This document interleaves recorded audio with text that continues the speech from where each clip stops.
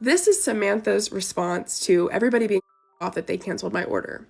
We canceled one because we were informed the order was placed with intent to post a negative review regardless of the quality of the product. What? Okay, so are we ready for another pajama drama update? Right, I've got an update and it is absolutely hysterical. Are we kidding? This is the best pajama brand I've ever tried on. Not even lying to you. As I did in my last video, I am coming at you wearing something that I would most likely wear to bed. In fact, I do wear it to bed. So if you're not in your pajamas, fear not. You can run off and you can go and grab your fluffy headband. I really don't mind what you're doing, but we need to sit here and we need to talk about the latest updates in Pajama Llama Drama TikTok. There is so much going on. If you are completely unaware about what is going on, I will leave a video link just up here. We have two creators called Cecily and Samantha. They created this brand, this pajama brand that's meant to be matching pajamas, and they did it for the Christmas period. And it's called For the Mems. Now, I had a commenter who hilariously pointed out, whenever I read it, it sounds like For the Memes. I firmly believe that For the Memes is a better name than For the Mems. Basically, they came out with these pajamas that were $100. They've since been price slashed, but they were $100, and people were pointing out, why is something that's made with mostly rayon and like 7% spandex, why are you charging, I think it was $98? We have had issues with the fact that there's not really a sizing chart going on, or there wasn't. Cecily and Samantha, they took everything on board and they came back and they said this. Your disappointment of not being able to have it within reach, and that's why we wanted to reduce those prices. We want to do this to make this more within reach for you, our community, because our community is what matters most to us. Yeah. And in that spirit, we just want to let you guys know that we have lowered the prices to a point where even if we sell out every single item on the website, we will make zero profit on our investment into this. So allegedly they're going to be taking 0% profit, which people who work in like manufacturing and shipping all of that products, they have given their professional opinion on if this is even worth it, exactly how much money they're still going to be taking back home. This response is disingenuous. It's not truthful. It's not transparent. And I'm so glad that we have the power of TikTok to call people out for these very predatory business practices. I'm going to call it predatory. So it went from like $98 down to $70 something. And here we are today with people still complaining about the price of the product, about the sizing. There's a problem with the returns as well. So people may not even be able to return the product if they don't enjoy the product. Now, the update that we have, so there is a TikToker, goes by the name of Gabba or Gabby, and she wants to start her own luxury pajama brand. Okay, I think she said she wanted to do it with bamboo originally, but then she saw that Cecily and Samantha over here are using rayon, and she thought, I wonder what the quality is going to be like compared to the pricing. Okay, she wanted to have a little look to see if it's actually worth it. So I'm late to this whole pajama drama fiasco. Okay, by the time I got here, the price had already been lowered to $75. They were $98, okay? Why did I buy a pair? Because I need to know. I need to know if these pajamas are worth this much money. Now, why does this interest me so much? Because I myself have been talking to a few manufacturers to manufacture my own pajamas. Initially, I wanted to do bamboo pajamas, but if I wanted to do bamboo, it would be so expensive, It would be considered like a luxury item, and I was like, I don't know if I want to sell pajamas that are that expensive, so they gave me a cheaper alternative. I was so curious as to what fabric and material these pajamas are made out of. And lo and behold, to me, they are made out of the cheaper fabric, which is rayon. Rayon is pretty much a fabric that you can put a print on. Like, let's say it's a white pajama, right? You can put a print on the top of it to make it have any pattern that you want. And this is the cheaper alternative to like a bamboo. And then also 7% spandex. This spandex was dyed to match. The material may feel a bit remains. See what I mean? Like, at this point, I'm invested.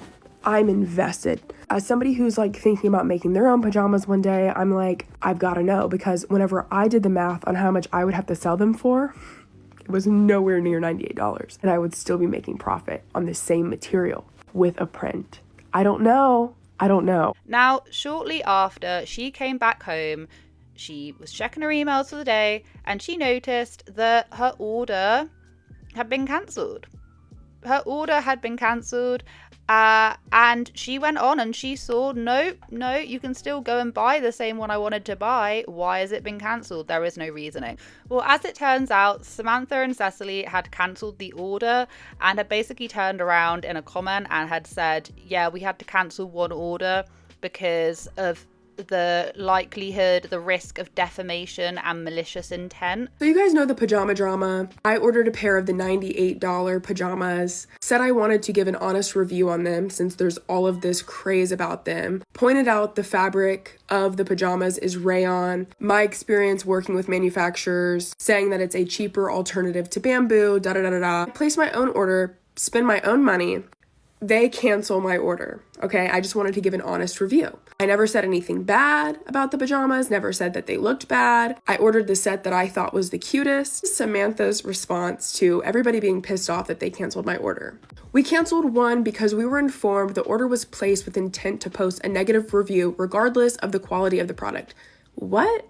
I said I was going to give an honest review. I'm so confused. It's defamation and malicious intent. Because I was reading off of your website what you said, the fabric, that's defamation. Babes, Google is free. Do you know what defamation is? I'm just in shock. Like, I didn't say anything bad about these pajamas, other than that I thought that they were overpriced and I wanted to give a review and state my opinion. Even if I hated them and I said, these suck, that wouldn't be defamation. That would be an opinion, which I don't think I would have hated them.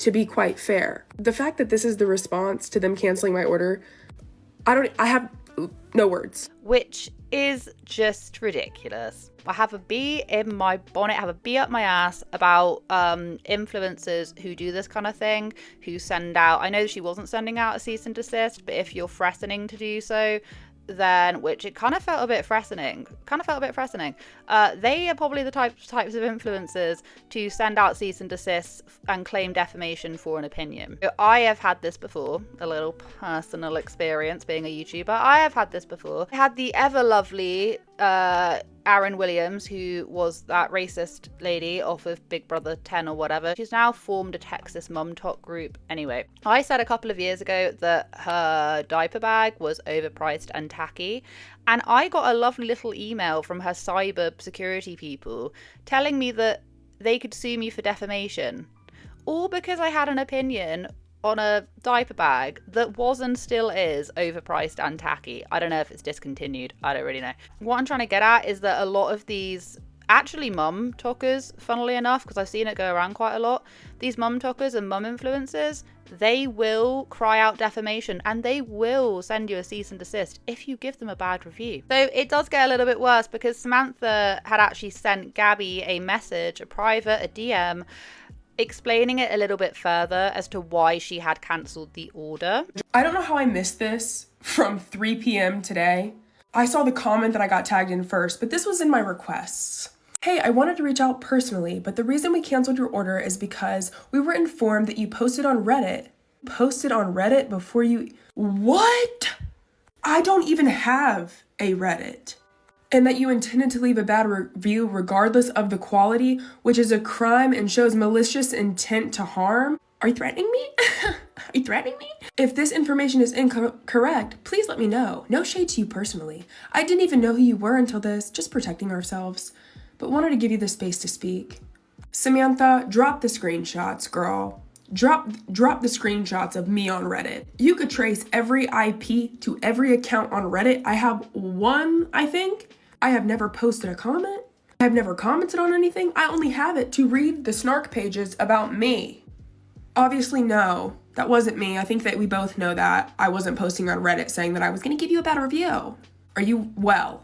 Are y'all well? And this is leaving people with a really, really bad taste in their mouth.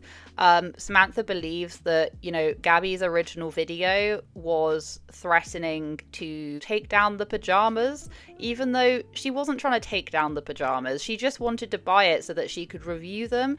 And reviewing and having an opinion on a product, especially if you've bought it as well, is not defamation. Everyone's got opinions. But even Gabby says she wants these pajamas. She's going to do anything in her power to go and get those pajamas. And so she should. You know, cancelling someone's order because they want to do a review is just ludicrous. I think it was because Gabby was talking about the price of the product and the material used. She was kind of a little bit skeptical with it.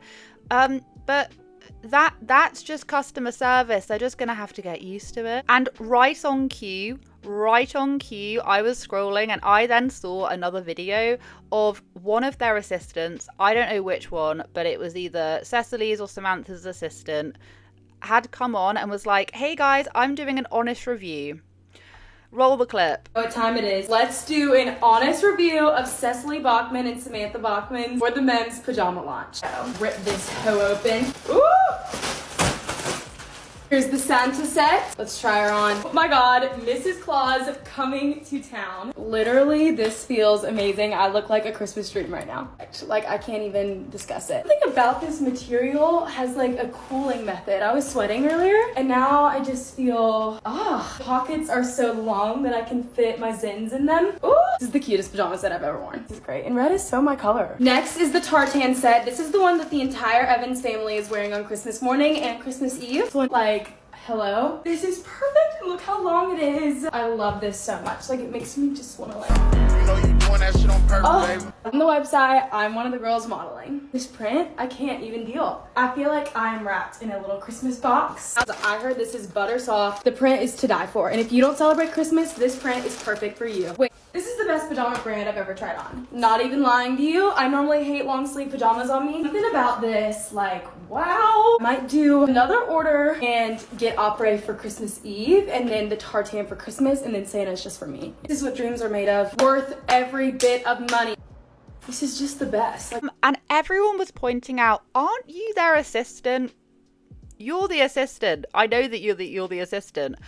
What is going on? So they are basically relying on their staff and most likely people that they pay to do, you know, honest reviews. They're not going to be honest. They're going to be biased. They're going to be fake, even if they don't like the product. And what's going to be really difficult now is that how are we to know who the hell is being paid to say things or not? Because they could just lie. People can come on and be like, oh, I love the pajamas, and then just not click on that little commission paid. You need to have your sneaky suspicious glasses on, right? You need to be looking at every single review and being like, is this genuine? Is this not? I cannot believe that they asked their assistant and they sent their little assistant on their way straight after this has come out about Gabby. Really interestingly, I did come across a TikTok with this lady who knows exactly what she's talking about. You know, this is like, I think it's part of her profession. Anyway, she knows exactly what she's talking about, but she knows about it on a slightly smaller scale from what the ladies, the pajama llama drama ladies do. It was really interesting because I know diddly squat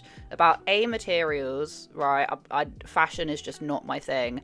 Know nothing about materials, product manufacturing. I know nothing about it whatsoever. So learning about this kind of stuff was really interesting. And since Cecily and Samantha came out and said we're going to make 0% profit off of these pajamas, which I'd understand if it was like cotton, you'd be taking a bit more of a hit, but it's not cotton.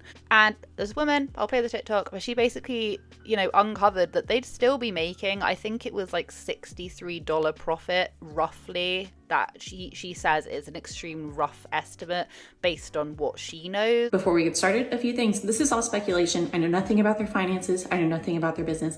But what I do know is my experience and my knowledge of manufacturing and pulling items from overseas. Another disclaimer, I am a one-man show. I design, I negotiate prices, I do the intakes, I ship, I do everything myself. Everything I'm about to talk about is from a very, very small operation, which means by default, my prices are going to be much higher than the ones that they have, allegedly. So everything you order from overseas is based off of MOQ, which stands for minimum order quantity. If you're ordering 20 cards from Vistaprint, you are going to get charged one price. But if you order 200 cards, they're going to charge you a significantly lower price per card. Same thing applies with ordering clothing from overseas. We're going to do screenshots. They are selling the shirt for $38 and the pants for $59 for a combined total of $97 for the entire set. It's a regular old t-shirt, print on the front and back, multicolor print. The pants are a nylon, I don't know, some kind of mix. All of these are just like, none of their clothes are fancy fabrics. In fact, I'll also put a screenshot here. It says it recommends that you don't even dry them, which tells me they're not even that great of a quality. I went next door to my beautiful manufacturer. I'm blocking out her name because I'm not giving up my manufacturer. Hey, can you make these? And she said, of course we can. I said, okay, great. How much? She said, $22 for the adult set. Okay, not $22 for the shirt, not $22 for the pants, $22 for both. Or something from China or overseas, that cost is not your final cost. People call it cost landed or cost shipped, right? So to that $22, we need to add shipping cost. In my experience, my shipping from China is $2 to $3 per item. Add $3 for shipping. And then sometimes we have import fees depending on the total order amount. So if your total order is over a certain dollar amount, you're subject to import fees. So that is, we're gonna say 10%. So we're gonna say $250 in import fees. Total cost landed for that men's set is gonna be $27.50. That's fair. There's more fees. There's more fees. So we sell that set online. Let's assume I'm listing it for $97 like they have. We have to get charged transaction fees from Shopify. Credit card fees range. So we're going to go on the high end. We're going to say a 4% fee.